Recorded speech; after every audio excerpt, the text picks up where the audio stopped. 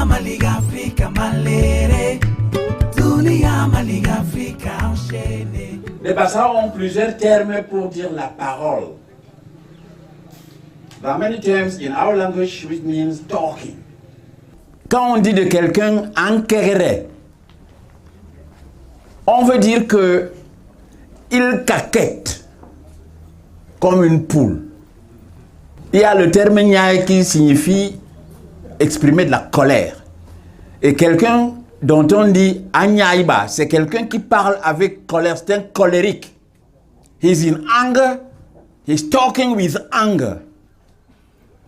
Humbe, en Bassa, signifie dire quelque chose à voix basse, murmurer. Il y a le terme Mwarla. Ce terme s'utilise dans des situations où vous êtes interdit de parole, où on vous demande de vous taire et où vous n'avez même pas à dire un seul mot. Then people will ask you to shut your mouth. Nje Anwarlanyo, who is daring to talk when he is not allowed to. L'insulte est une parole, bisol, les insultes. Si quelqu'un vous fait injure, vous insulte, if somebody abuses you, he's talking. Nsora, it means that you are gossiping, you know, you are talking against someone, but you absolutely you do not want him to know that you are talking against him. You are gossiping. Il y a le terme unquel. Unquel.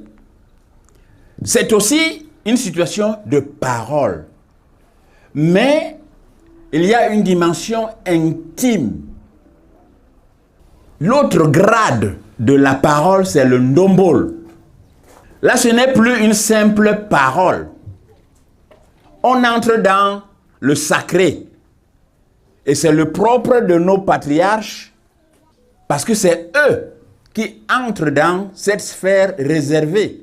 On n'est plus dans le profane, on est dans le sacré. Ban Lombol. Et je suis heureux que vous ayez été témoin d'une situation de Ndombol, où les patriarches font des invocations, parfois des incantations, pour solliciter ceux qui sont dans l'au-delà, pour que quelque chose survienne dans l'ici. Et le sommet, après le Ndombol, c'est le Sai.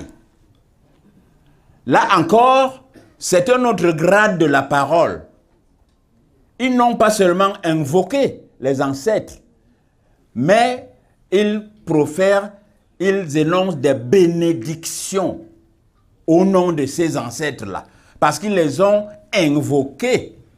Ceci nous permet de comprendre que la parole est une valeur fondamentale, d'abord dans toutes les cultures du monde, mais chez les Bassa Mpobati, naturellement, on voit que il y a plusieurs types de paroles, il y a plusieurs grades de paroles.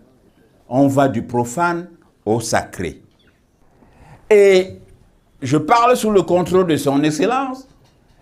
Les guerres des civilisations qui ont entraîné les colonisations ont fait que les langues des maîtres coloniaux ont été les seules à être enseignées pendant longtemps dans les territoires conquis.